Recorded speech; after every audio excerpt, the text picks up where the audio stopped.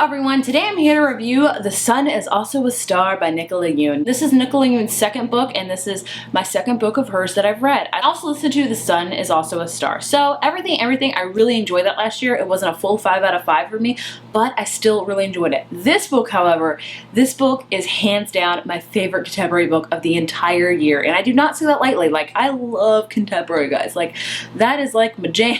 But I haven't read a lot this year, but this one that I read, it just knocked my socks off, and I'm obsessed with it. Probably that's a strong word. That's how I'm feeling. Like I said, I listened to this and I highly recommend you listen to it as well. There's 2 different narrators for the 2 main characters in our book, and they also have a third narrative, which I'll talk about more in detail. The audiobook was just phenomenal. I felt like I got to know the characters 10 times more. I love the narrators that were behind them. I just was obsessed with the audiobook. So if you have an option to listen to the audiobook, I highly recommend listening to it because it was just phenomenal. This will be a non-spoiler book review, so you won't have to worry about spoilers at all. This book follows Natasha and Daniel. Natasha is a girl that believes in science and fate. She doesn't believe in love. She doesn't believe it like true. She doesn't believe in like fate and like, you know, we were destined to meet this one day. She doesn't believe in any of that. Really more on hardcore facts. You know, if the science backs it up, she believes it. She's very much analytical and just, you know, takes things for what they are. She doesn't really read in too much into them.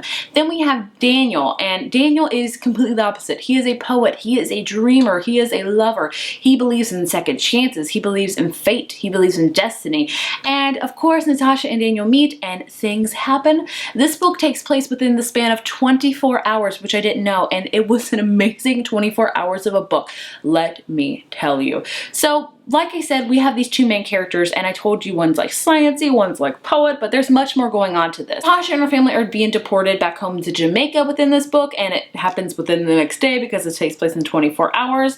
And she is really struggling with that. She has thought of America as her home. Her and her family came here when she was 8, and she doesn't really familiarize herself with Jamaica as her home. She familiarizes with the US with her home. This is where she's grown up at. This is where she's went to school. This is where she wants to go to college. She loves everything about US, and she's just very mad and sad that she has to go back to Jamaica. Then we have Daniel, who has a very hard, strained family life as well. He is a Korean American, and his parents are originally from Korea, but him and his brother were born in America, so they are American born. But his family really identifies with the Korean culture. They really just wanted to come to America for the better life, the more school, you know, they want their sons to become doctors and go to Harvard. They really want a lot of those things, but Daniel doesn't want that. Daniel wants to be a poet. Daniel wants to live his own life, not buried within the weight of his family's obligations and pressures. We have these 2 characters that are polar opposites that meet one fateful day in New York City, and quintessentially they fall in love. That's not spoiling anything. I think a lot of contemporary books you can just guess without the bat that they're gonna fall in love. I love this book. This is quintessentially a love story at its finest, but there's so much more going on to that. We have a lot of talk about immigration, which is very relevant in this time and age in America right now. We have a lot of talk about family life. We have a lot of talk about of the pressures within family life and how they strain you, of how their parents want you to be something that you're not. We have a lot of, you know, father-daughter strain. We have a lot of mother-son strain. A lot of just basically family drama, which is amazing to read about, because sometimes in contemporary books, they kind of just brush the family under the rug, like they're there, but they're not really there. This book really hits head on with those details. It's just amazing and beautiful the way they handled the way Nicola handled family life, and just was just so amazing about reading Natasha and Daniel's journey and how it was all within 24 hours, but it did not read like it was 24 hours. It just read so beautiful that you just forgot the 24 hours aspect of this book. Like, several times I'm like, oh crap, this is only 24 hours. Like, what are we gonna do?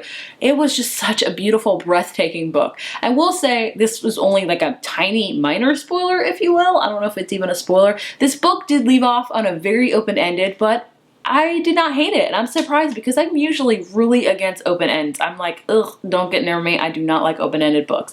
This one, I really love the open ending of it. I saw the possibility, I saw the hopefulness. The ending was a lot of things: heartbreak, hopeful, beautiful, all of the feelings pretty much in the ending, but I did really enjoy the ending. So like I said, this book is a love story, but it has so much more going on to it. We have Natasha dealing with her dad, who is living in a dream world, that wants to be an actor, and that's really hurt his family a lot because he has, you know, done this huge thing and it's making them go back to Jamaica, and Natasha doesn't want that. She feels like he's putting himself before his family once again. And then we have Daniel struggling with the weight of his parents' aspirations. His parents want more for him and want him him to become a doctor, and Daniel does not want to do that. Daniel wants to be himself, and you know, such a diverse book because we have a girl that is in the country illegally, that is a Jamaican American, if that is correct. I apologize if it is not. Then we have Daniel, who is a Korean American, if I'm saying that right. If I'm saying that wrong, I apologize as well. But I love all of the diversity in this book and how, despite anything, two people can fall in love, and it's just a beautiful and miraculous thing, is the bottom line of this book. And I just loved it. I highly, highly recommend you pick it up because it is just a beautiful book. Like I said, hands down my favorite contemporary book of the year. It was love and so much more. I love contemporary books with their love and fluff and all that, but I love contemporary books that have a bite to them, that have reality centered in them, that have this heartbreak in them about family life and, you know, the dynamics of family life and dynamics of immigration, dynamics of diversity, all of those many things this book has and does so, so well. And I know this story is very personal to Nicola Yoon because she is a immigrant from Jamaica and her husband is a Korean American, I believe. I hope I'm right on that. I may be wrong, but I just felt like I was reading about her and her husband. I don't know if that's true at all, but I felt like that, and I think it was a beautiful love story, a heartbreaking, beautiful love story, but it was still just an amazing. So 5 out of 5. I cannot say that enough. I beyond loved this book. It was such a beautiful, beautiful book. If you read this book, please let me know. Did you love it as much as I did? Were you okay with it? Did you listen to it via audio? Because I highly recommend listening to audio because it was just so phenomenal, an audiobook. Like, I just love the narratives. I love Natasha. I love Daniel. I love the third narrative in this book. So definitely check it out. If you have read this book, please let me know your thoughts and opinions down below. And if you like this video, be sure to give it a thumbs up and hit subscribe. And I will see you in my next one. Bye.